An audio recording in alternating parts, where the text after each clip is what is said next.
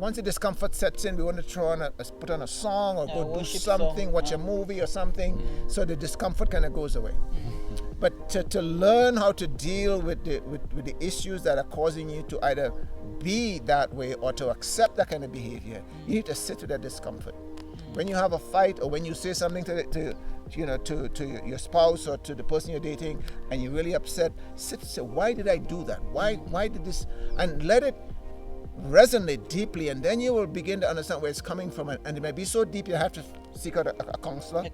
Or you can just talk to a pastor. You can just, sometimes it's not that deep. You can just talk to each other and recognize, I behave this way because this happened to me back then, or I was hurt in the last relationship, so I'm being defensive now, and I realize that I'm being overly abusive to you, so I want to apologize for that, and I'm going to change my ways. And it could be fixed as simply as that. But sometimes that is not enough. Sometimes you're really trying to fix this, but it's so deep that you have to find some professional help to help you to get out of that. Fixing becomes a quick fix, like sorting out, it becomes sorting it out. Yes. But when something happens again, then you blow up again, then back to the same you do behavior. The same behavior. And so I say to the person who's getting the abuse, you don't take that. This constant, I'm sorry, but the same behavior.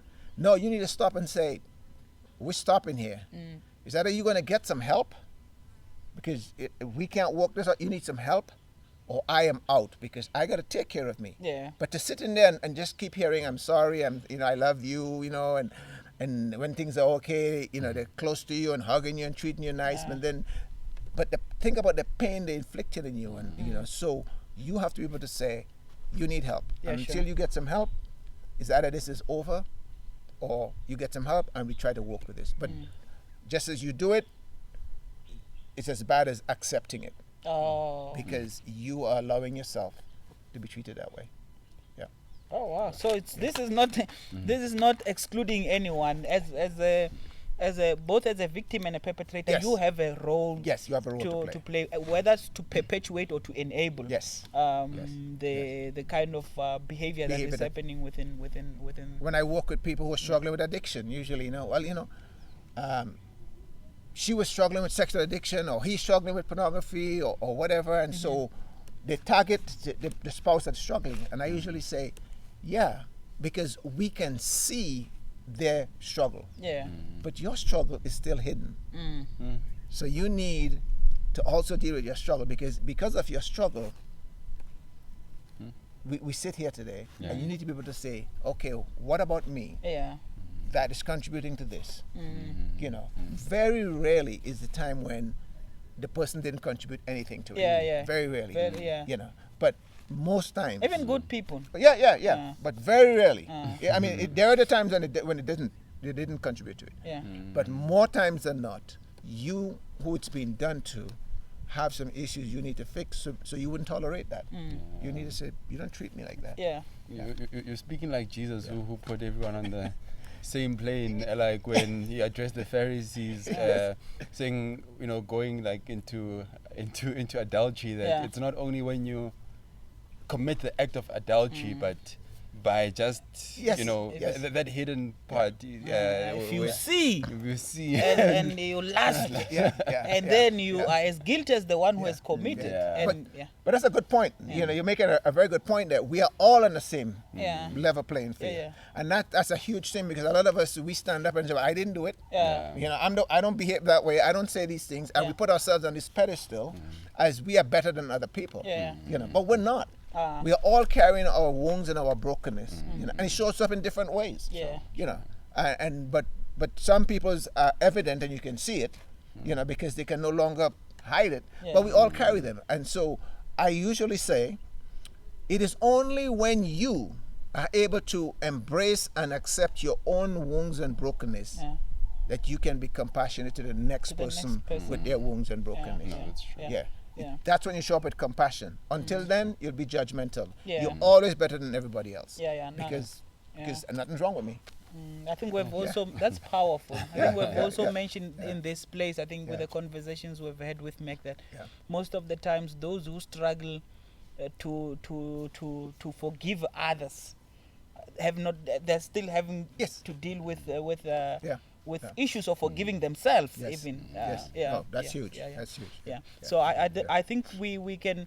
I mean, we could speak about contempt, but because we don't necessarily want to revisit the conversation from Fine. the scratch, I found the last one. I mean the contempt, the defense, the stonewalling. I found that interesting because of the comment that was made of that mostly it's men who are guilty of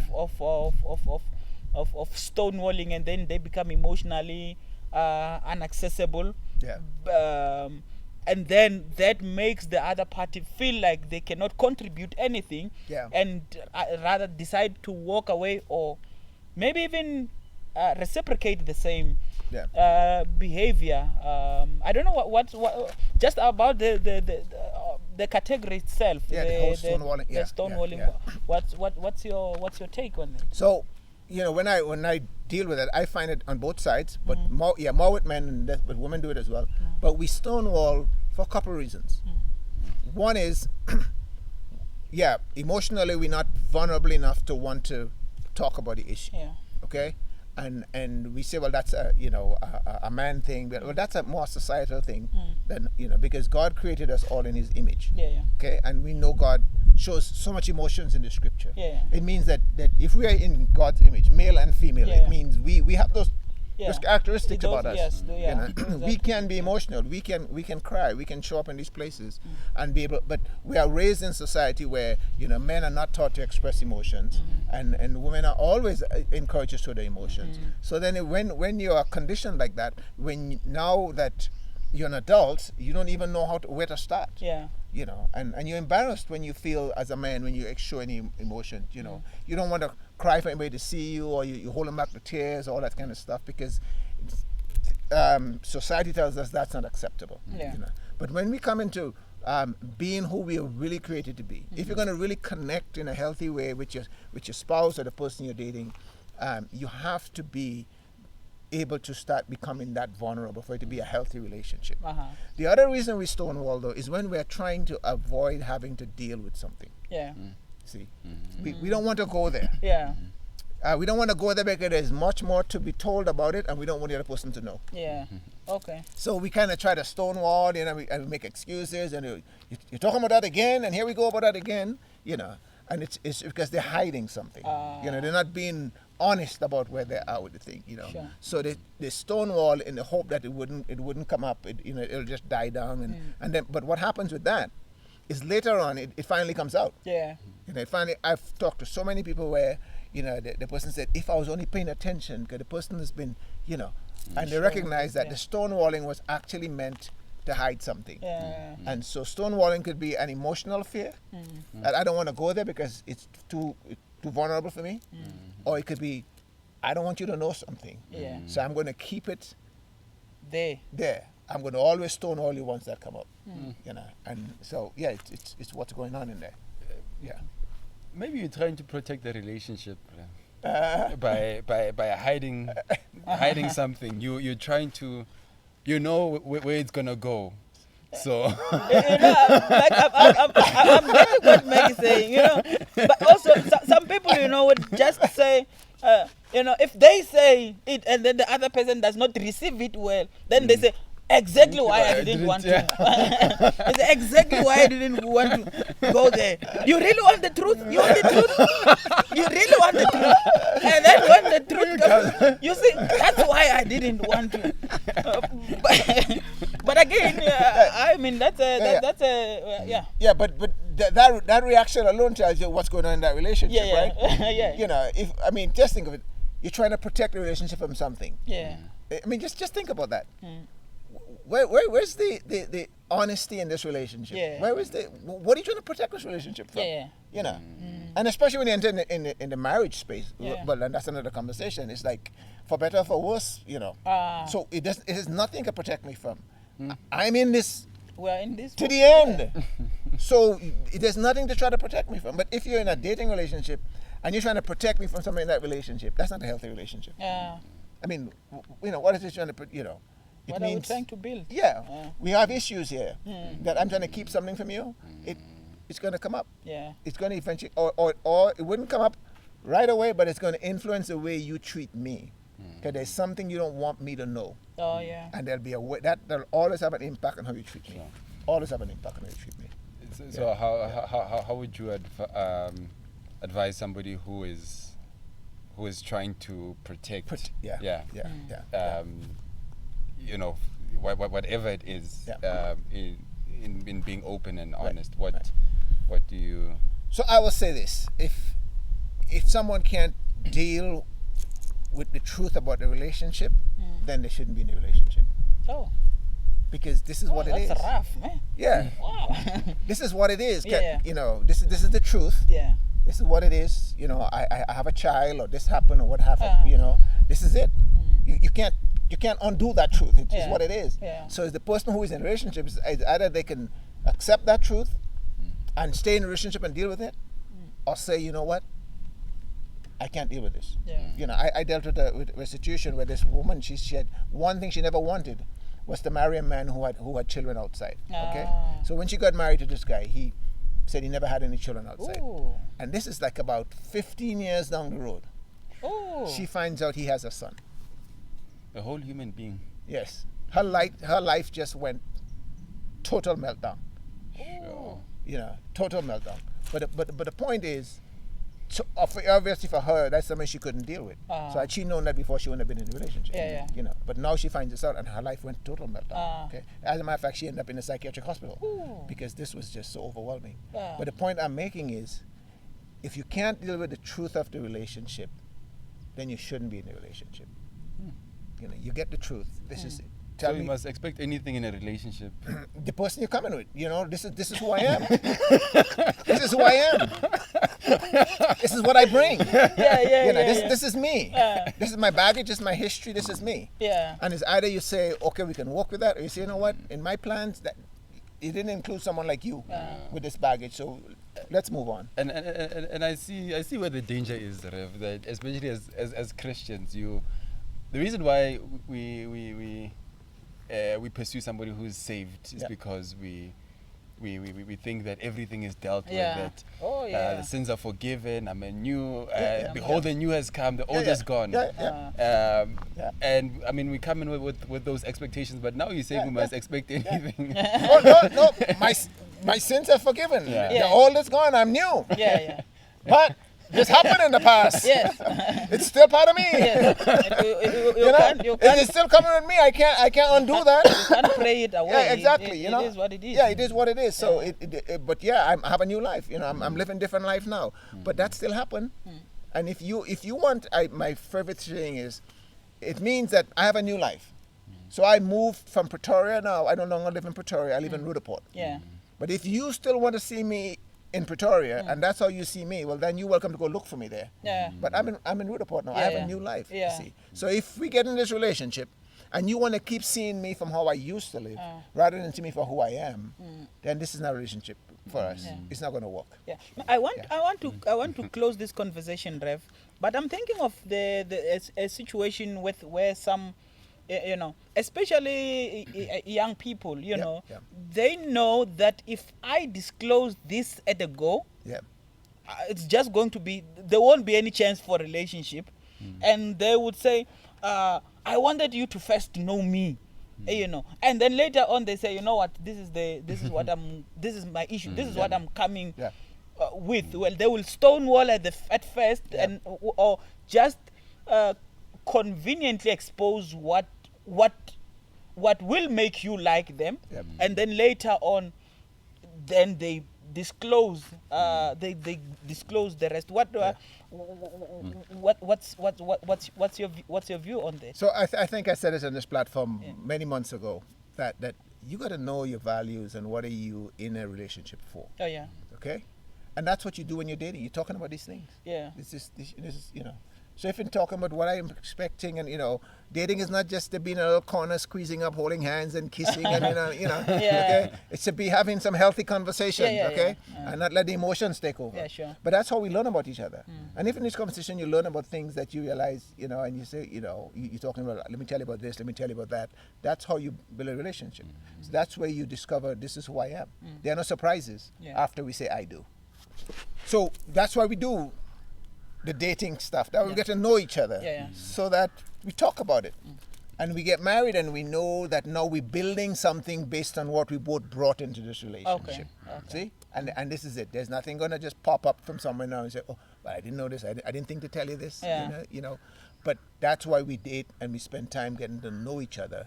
And so that now we're building on this marriage here. But just, holding things back initially so I can get you to like me. That's never healthy. You have to play open cards. That's deceptive. When I say cards, I'm thinking of, when we used to play cards, I keep mine here and I deal whatever I want to deal. I will not expose everything. But I think what you are saying says the cards needs to be on the table.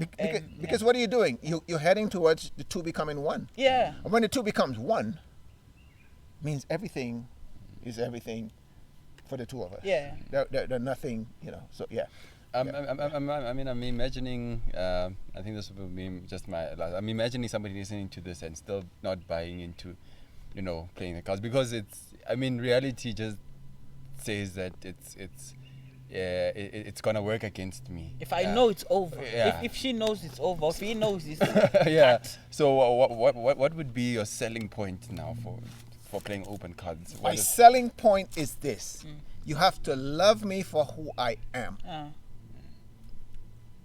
That's it. If I have to protect things about me so that I can get you to like me, that's not healthy. This is who I am. And I want someone to love me for who I am, not for who they would like me to become. And so I have to keep these things away from them. So put the cards on the table, and the person can decide they're going to want to like you or leave you. It's going to hurt because you started liking the person, but you need to be concerned that they like you for who you are. Because guess what's going to happen? You don't put the cards on the table, and you get them to like you, and then you put the cards on the table. Guess what? They'll be looking to like somebody else. Because you never what they wanted. And now everything goes, so we find is that a lot of things, marriages go sideways because all the cards weren't on the table. See? So that's why people cheat. Hey. This is not on the table. It never was then. And now they're discovering all these things and it was under a rock or why you didn't. So I say the selling point is love me for who I am. And if that doesn't work for you, not for what you're hoping I will be. Exactly. And if that doesn't work for you, I could understand you want to move on. I appreciate that. It'll hurt me because I really started liking you and I like everything about you, but this is who I am. And because if you don't like me for who I am, you're going to always remind me you didn't like me because of this. And that's not going to work. And it will always come up. You remember you lied. When you say you found me like this, and the other person said no, you were not like this. You lied. And then it becomes a hold for them. Something that they can use against you every time. When you get some stuff wrong. When you get upset, we wouldn't be in this position because if you had told me that. Let's not go there. Let's work on it. Leave me because you don't like me, but don't say you love me, but you don't fully accept me. Oh wow, sure. I'm good with that. Friends, that's a lot there. I'm sure there's been a lot of crying and going back to the Lord and wiping tears and really deep introspection and assessing where you find yourself in terms of a relationship. Is it something? How are you in that space? How are you taking care of you in that space? Is the space even conducive for you to be able to care for you? I know maybe some people might, after watching this episode, might write a text and say, I can't continue like this. Some people might say, you know what, I need some space. Some people might say, you know what, I need to change something about me and draw some boundaries. I hope you will have some serious consideration after after having this conversation, but also we would love to learn from your experiences, and if you want us to revisit this conversation with a specific emphasis on the stuff that we have said, the privilege of this platform and our relationship with Rev Errol is that we can always have him come here to come and address certain stuff. So that's it from me, Meg. Any last words? I think it was a reflective time for me personally too. So I appreciate those views and very honest, conversations. It's easier to say something that's convenient, that goes with the narrative of our current times, but just realigning and all of that is very, very important. So I appreciate it. I hope it's the same for the you pluggers, that you get to reflect and let's engage even more. Let us know what your struggles are, what your experiences are, and how you would like to contribute towards this conversation, and we'd really appreciate that. Any closing remarks, right? And some of you may just have to say to the person you're dating, let me just tell you this about me. And let them decide where they want to go with. But don't give you up in pursuit of somebody else. Hey, don't give you up. Because at the end of the day, we're trying to still close have to live with you. That's my passing words. That's what I want to say at the end. It's about you. Sure. It's about you. But it is such a privilege to sit with these two pastors here and be able to engage in this conversation. And for me, I believe the Lord has just enabled me to really care deeply about people and relationships. And when I get to sit and share like this, this is the happiest thing for me to do. So thank you, you pluggers, and this is a good place to be. And invite your friends.